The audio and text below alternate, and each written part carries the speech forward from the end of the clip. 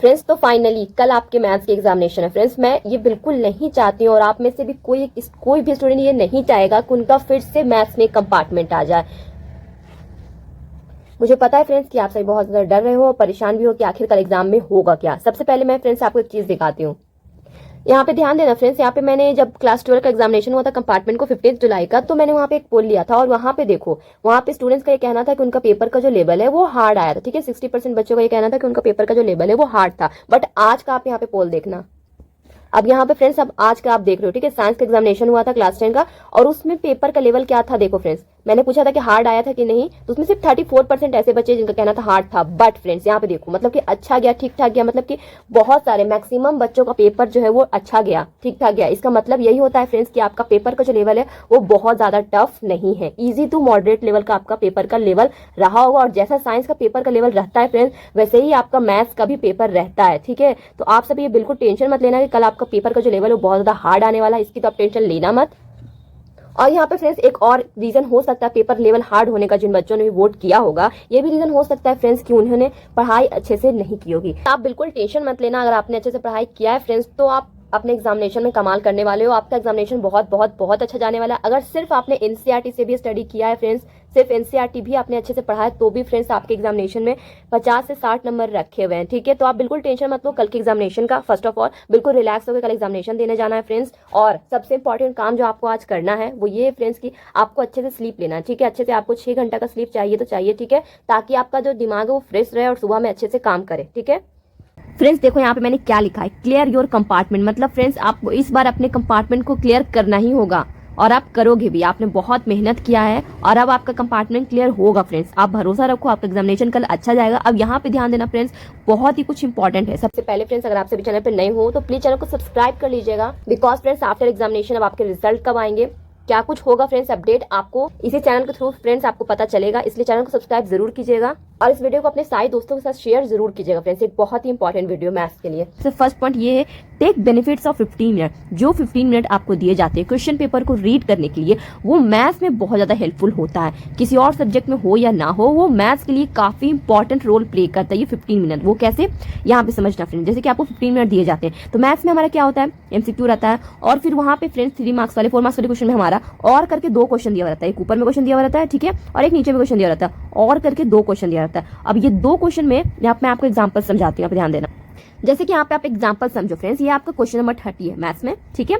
अब यहाँ पे 2 क्वेश्चन दिया हुआ है आपका सर्कल का। अब आपको इन दोनों में से कोई एक क्वेश्चन, जो क्वेश्चन आपको आता है वो आपको चूज करना है। तो वो 15 मिनट में अगर आप डिसाइड कर लेते हो कि नहीं मुझे यही क्वेश्चन करना है या फिर नहीं मुझे ये क्वेश्चन करना है, ये और का जो खेल है वो वहीं पे खत्म हो जाएगा। फिर जब आप क्वेश्चन को सॉल्व करने लगोगे तो आप वहाँ पे टाइम वेस्ट नहीं करोगे कि मुझे ये करना चाहिए या फिर ये। आप थोड़ा बहुत टाइम लगता है, आप मानो या मत मानो फ्रेंड्स, बिकॉज एग्जाम का प्रेशर कुछ अलग ही होता है और वहाँ पे थोड़ा सा सोचने में और समझने में टाइम लगता है। घर में आपको भले ही ये चीज आसान लगता हो, बट वहाँ पर का माहौल थोड़ा डिफरेंट हो जाता है, तो थोड़ा सा माइंड पे वहाँ पे प्रेशर पड़ता है। ठीक है, तो आप वहाँ पे 15 मिनट में डिसाइड कर लेना कि नहीं मुझे इसका 34 का ए जो है बहुत अच्छे से समझ आ रहा है, इसमें जो लिखा हुआ है कैसे प्रूव करना है 90 डिग्री, मैं इसे प्रूव कर सकता हूँ, मैं इसे प्रूव कर सकती हूँ नहीं। ठीक है, और इससे भी इजी क्वेश्चन पता है कौन है, ये 30 का भी। जो भी स्टूडेंट अगर रहेगा इस क्वेश्चन, ऐसा क्वेश्चन में आपको और ऑप्शन मिलेगा तो हर एक स्टूडेंट यही चूज करेगा 34 का भी। और यहाँ पे भी आप पेन से जो टिक लगा वो आप देख सकते हो 34 का भी, बिकॉज इसमें कुछ रखा हुआ ही नहीं, बहुत ईजी है लेंथ फाइंड करना डीसी का भी।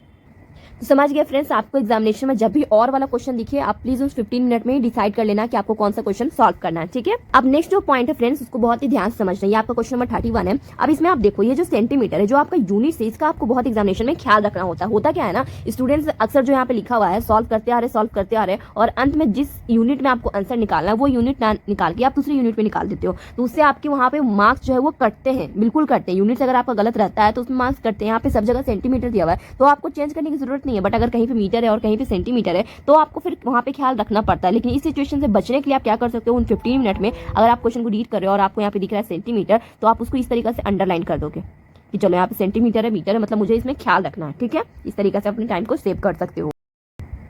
नेक्स्ट जो बहुत ही एक इंपॉर्टेंट पॉइंट है फ्रेंड्स, वो है आपका टाइम मैनेजमेंट। अगर आपका टाइम मैनेजमेंट सही रहता है तो मैथ्स का पेपर आप अच्छे से अटेम्प्ट कर पाओगे। ठीक है, टाइम मैनेजमेंट की मैं बात करी थी, यहाँ पे मैंने खुद से सेट किया है। आप चाहो तो इसमें कुछ चेंजेस भी कर सकते हो। आप चाहो तो ये जो मैंने 40 मिनट लिखा है उसको आप 30 मिनट्स में ही कंप्लीट कर सकते हो। ऐसा भी हो सकता है कि एमसीक्यू आपसे सारे बन जाए तो आप 30 मिनट में ही कंप्लीट कर लो। मतलब इस जो टाइम मैंने बनाया है टाइम मैनेजमेंट में थोड़ा बहुत चेंजेस हो सकता है, बट आपको जिनमें स्टूडेंट ने नहीं बनाया है कुछ टाइम मैनेजमेंट तो उनको उन सारे स्टूडेंट को ये फॉलो करना चाहिए। और बाकी फ्रेंड्स आपकी मर्जी। यहाँ पे देखो सेक्शन ए के लिए आपको 20 एमसीक्यू रहते हैं, उसको आपको 40 मिनट में किसी भी हाल में कंप्लीट कर लेना। इससे आपको ज्यादा 1 मिनट भी नहीं देना है, 1 मिनट भी ज्यादा नहीं देना है, समझ गए।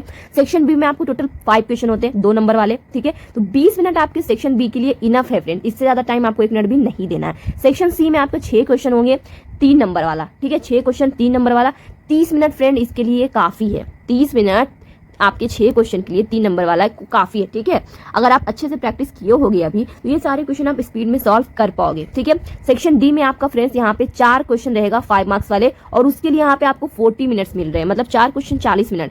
एक क्वेश्चन के लिए आपको 10 मिनट का टाइम मिल रहा है, तो वो 10 मिनट्स आपको कम लगती है ज्यादा? अगर कम लगती है तो फिर आप देखो फ्रेंड्स आप क्या कर सकते हो एग्जामिनेशन, बिकॉज 3 घंटा सुनने में बहुत ज्यादा लगता है, पर जैसे ही पेपर हाथ में मिलता है ना वो 3 घंटा बस 5 मिनट के जैसे एंड हो जाता है। ठीक है, सेक्शन ए आपका केस बेस्ड वाला रहता है फ्रेंड्स, उसमें आपके 4 मार्क्स वाले क्वेश्चन रहेंगे। ठीक है, 3 क्वेश्चन रहेंगे 4 मार्क्स वाले, 40 मिनट मैंने इसके लिए भी दिया, बिकॉज सेक्शन ई वाले क्वेश्चन थोड़े से केस बेस्ड वाले क्वेश्चन थोड़े टफ होते हैं इसकी वजह से। ठीक है, और फिर भी इतना करने के बाद भी आपके पास 10 मिनट का टाइम बचेगा। उन 10 मिनट्स में फ्रेंड्स आप अपनी कॉपी को अच्छे से रीचेक कर सकते हो। ठीक है, ठीक है, अगर आप टाइम को मैनेज करते हो तो आप अपने पेपर को टाइम पे कंप्लीट कर पाओगे, जो कि एक बहुत बड़ा चैलेंज होता है फ्रेंड्स। शायद बोर्ड एग्जाम में ऐसा हुआ होगा कि आप अपने पेपर को टाइम पे कंप्लीट नहीं कर पाए होंगे, ऐसा हुआ होगा शायद। अगर ऐसा हुआ है फ्रेंड्स तो आपको टाइम मैनेज करना होगा। नेक्स्ट बहुत ही एक इंपॉर्टेंट पॉइंट है फ्रेंड्स, वो है आपका पेपर प्रेजेंटेशन। फ्रेंड्स आपको आंसर आए या ना आए, जैसे भी आए, आधा आए, बट अगर आप पेपर को अच्छे से प्रेजेंट करते हो तो आपको मार्क्स मिलेंगे। पेपर प्रेजेंटेशन के लिए मैंने ऑलरेडी एक वीडियो बनाया है, चाहे तो आप उसको देख सकते हो, या फिर मैं यहाँ पे आपको सिंपल से समझा दूं। तो जब भी आप कोई रिजल्ट निकालते हो, प्रूफ करते हो, रिजल्ट निकालते हो, तो वो रिजल्ट आपका बॉक्स में होना चाहिए। ठीक है, जब आप कोई वहाँ पे सॉल्व कर रहे हो, मैथ्स को सॉल्व कर रहे हो, तो प्रॉपर स्पेस होना चाहिए। ऐसा नहीं लगना चाहिए कि कम स्पेस में ही आपने बहुत कुछ लिख दिया, नहीं, थोड़ा स्पेस भी वहाँ पे दिखना चाहिए। आपका जो हैंड राइटिंग है वो अच्छा होना चाहिए। मैथ में क्या होता है फ्रेंड्स, थोड़ा बहुत अगर अच्छा दिखता है तो आपको और टीचर खुश होकर अच्छे मार्क्स देंगे। ठीक है, नेक्स्ट फिर यहाँ पे देखो friends, next point friends, attempt section wise आपको अटेम्प्ट करना चाहिए। अब मैं ये नहीं बोल रही हूँ कि आप पहले सेक्शन ए को ही करो या फिर सेक्शन बी को करो, ऐसा मेरा कहना नहीं। मेरा कहना ये है फ्रेंड्स कि अगर आप सेक्शन बी उठा रहे हो, मान लो कि आपको सेक्शन बी के बहुत सारे क्वेश्चन आते हैं, तो आप सेक्शन बी से जो है वो स्टार्ट करना चाह रहे हो तो आप सेक्शन बी से ये स्टार्ट करो, बट द कंडीशन इज कि आप सेक्शन बी के ही सारे क्वेश्चन निपटा दो। ठीक है, सेक्शन बी के ही सारे क्वेश्चन करो। ऐसा नहीं कि सेक्शन बी का अगर आपने कुछ क्वेश्चन किया है और 2 क्वेश्चन करने के बाद आप सेक्शन सी में चले जा रहे हो, तो उस तरीके से टीचर भी वहां पे कंफ्यूज थोड़ा सा हो जाते हैं। वो एक फ्लो में रहते हैं कि सेक्शन बी के सारे क्वेश्चन आ रहे सेक्शन बी के आ रहे। अगर कोई ऐसे बच्चे हैं जो ऐसा करना चाहते हैं तो मैं उनके लिए भी कंडीशन बता दे रही हूँ। देखो, सेक्शन बी के मान लो आपने 2 क्वेश्चन बनाया, ठीक है, पहला क्वेश्चन बना लिया, दूसरा क्वेश्चन बना लिया, फिर क्या करना है, आपको 2 लाइन का गैप देना है, 2 लाइन का गैप देना है। और फिर सेक्शन सी अगर आप स्टार्ट कर रहे हो तो बहुत बड़ा लिखना सेक्शन सी एक लाइन में, ठीक है, और फिर सेक्शन सी के क्वेश्चन करना, ताकि टीचर के वो नजरों में आए कि हाँ ये बच्चे ने सेक्शन सी स्टार्ट कर दिया। वरना आप छोटा लिखोगे, टीचर को लगेगा कि सेक्शन बी वाले ही क्वेश्चन है, और उसी हिसाब से ये ना हो फ्रेंड्स कि 3 मार्क्स वाले आपने क्वेश्चन बनाया और आपको मिल गए वहाँ पे 2 मार्क्स। ये गड़बड़ होने का चांसेस होता है। इसलिए मैं बोल रही हूँ कि अगर आप कोई क्वेश्चन उठा रहे हो, सेक्शन उठा रहे हो, तो आप सेक्शन वाइज ही चलो। बी उठा रहे हो तो बी का ही सारे क्वेश्चन कर लो, हो सके तो वहाँ पे लाइन छोड़ दो। निगेटिव मार्किंग नहीं है फ्रेंड्स, मार्क्स आपके कट नहीं रहे, तो जो आता है वो लिख दो।